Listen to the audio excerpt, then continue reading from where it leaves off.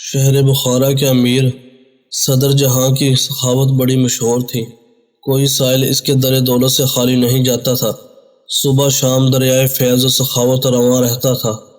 ضرورت مندوں اور سائلوں پر اس کی عطا کا مینہ برستا رہتا تھا۔ اس کا طریقہ کار یہ تھا کہ کاغذ میں اشرفیاں لپیٹ کر رکھ لیتا تھا۔ جب تک وہ ختم نہ ہو جائیں برابر ضرورت مندوں میں تقسیم کرتا رہتا تھا۔ صدر جہاں کی سخاوت کا انداز بھی نرالا تھا۔ اس نے سب حاجت مندوں کی ضرورت پوری کرنے کے لیے دن مقرر کر رکھے تھے۔ کوئی شخص اپنی باری کے بغیر خیرات وصول نہیں کر سکتا تھا۔ ایک دن بیواؤں کے لیے تھا تو دوسرا دن مصیبت زدوں کے لیے، اور تیسرا دن مفلس فقیروں کے لیے، چوتھا دن محتاج ملاؤں کے لیے، پانچواں دن مسکینوں کے لیے، چھٹا دن یتیم بچوں کے لیے، ساتواں دن قیدیوں کے لیے، آٹھواں نواں دن مسافروں کے لیے، دسواں دن غلاموں کے لیے۔ اس کے ساتھ شرط یہ تھی کہ کوئی ضرورت مند زبان حال سے سوال نہ کرے گا۔ ضرورت مند محتاج اپنی باری کے دن صدر جہاں کے گزرگاہ کی دونوں جانب کتاریں باندھ کر کھڑے ہو جاتے تھے اور وہ انہیں اشرفیاں دیتا ہوا آگے نکل جاتا تھا۔ جو کوئی بے صبرہ اتفاقاً سوال کر دیتا، اس جرم میں صدر جہاں اسے کچھ نہ دیتا تھا۔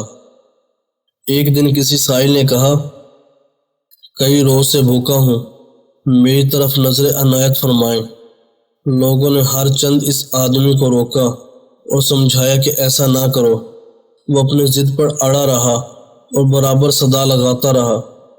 صدر جہاں جب قریب آئے اور اسے مخاطب ہو کر کہا، تو بڑا بے شرم اور بے حیا ہے۔ وہ آدمی صاحب نظر تھا۔ اس نے صدر جہاں کو کہا، اس جہاں میں تو بھی خوب موج اڑا رہا ہے اور اگلے جہاں کی نعمتیں بھی حاصل کرنا چاہتا ہے۔ یہ جواب سن کر صدر جہاں بہت متاثر ہوا۔ آگے اشرفیاں تقسیم کرنا روک دی۔ غلاموں کو حکم دیا، جس قدر مال و دولت یہ آدمی طلب کرے اسے دے دو۔ جس دن ملاؤں کی باری تھی، اس دن ایک ملا اپنی باری کا انتظار کیے بغیر جذبہ حرص سے مجبور ہو کر چلا اٹھا کہ صدر جہاں، میں نہایت ہی غریب اور مفلس ہوں، مجھے جلدی اپنے دامن رحمت سے سیراب کر۔ صدر جہاں نے خلافت ورزی کرنے پر اسے کچھ نہ دیا۔ ہر چند کے وہ ملا خوب رویا، گڑ گڑایا، اپنی مفلسی اور محتاجی کو عبرت خیز کہانیاں سنائی، لیکن صدر جہاں کے دل پر کوئی اثر نہ ہوا۔ باقی سب ملاؤں کو نوازا گیا مگر اسے ایک کوڑی بھی نہ ملی۔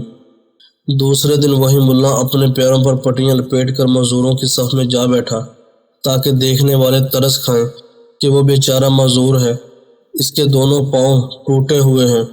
صدر جہاں جب مال تقسیم کرنے آیا، ملا کو پہچان لیا، سب معذوروں کو کچھ نہ کچھ دیا، اسے کچھ دیے بغیر آگے بڑھ گیا۔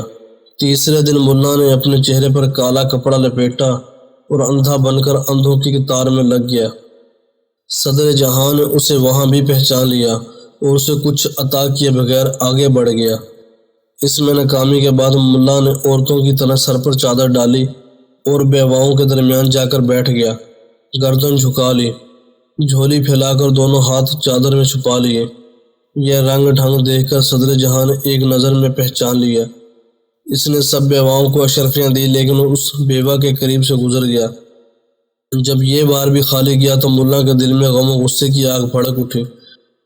اگلے روز وہ منہ اندھیرے ایک کفن چور کے پاس پہنچا اور اسے کہا کہ مجھے ایک کفن میں لپیٹ کر سراہ جنازہ بنا کر رکھ دو، کوئی پوچھے تو جواب نہ دینا، خاموشی کے ساتھ میرے جنازے کے قریب بیٹھے رہنا۔ صدر جہاں ادھر سے گزرے گا، لاوارث جان کر تدفین کے لیے اشرفیاں ضرور دے گا، اس میں سے نصف تمہارا ہوگا۔ کفن چور یہ تجویز سن کر راضی ہو گیا۔ ملا کا جنازہ تیار کر کے سراہ رکھ دیا گیا۔ تھوڑی دیر بعد صدر جہاں کی سواری آئی، دیکھا کہ ایک لاش کفن میں لپٹی پڑی ہوئی ہے اور قریب ہی ایک شخص غمگین صورت بنائے ہوئے بیٹھا ہے۔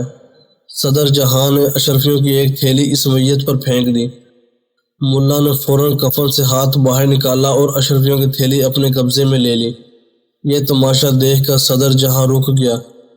اسی وقت ملا نے کفن سے منہ باہر نکالا اور صدر جہاں سے مخاطب ہو کر کہنے لگا، اے جود و سخا کا دروازہ بند کرنے والے، دیکھا آخر ہم نے تجھ سے لے کر ہی چھوڑا۔